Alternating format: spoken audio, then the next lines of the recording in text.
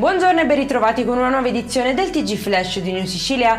In apertura sequestrati beni per circa 2,5 milioni di euro all'ex rettore dell'Università di Messina Salvatore Cuzzocrea, indagato per peculato. Secondo gli inquirenti avrebbe creato un sofisticato sistema di rimborsi gonfiati o falsi per appropriarsi di fondi destinati ai progetti di ricerca. Le somme sottratte, secondo la procura, sarebbero state giustificate con documenti artefatti o non attinenti alle attività scientifiche.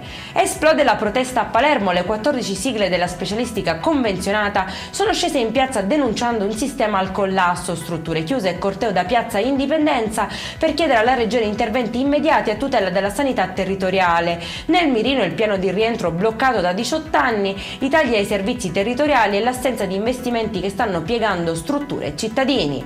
Un messaggio con un pollice alzato e una faccina sorridente, così a Niscemi, in provincia di Caltanissetta, i pusher avvisavano i loro clienti della disponibilità della droga. 3 soggetti sono finiti in carcere e uno ai domiciliari rintracciato a bordo di una motonave diretta al nord Italia.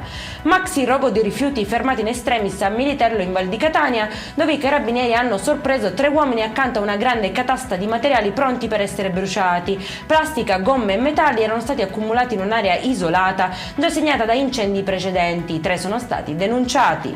E in chiusura ha scoperto un vero e proprio arsenale nella cucina di un 21enne messinese, poi arrestato. Il giovane teneva nascosti sopra i pensili un fucile a canne mozze e una pistola con matricola a brasa, tutte armi clandestine, ora al vaglio degli esperti per accertare un eventuale utilizzo in altri reati. Per questa edizione è tutto, prossimo appuntamento alle 19:30. Buona giornata.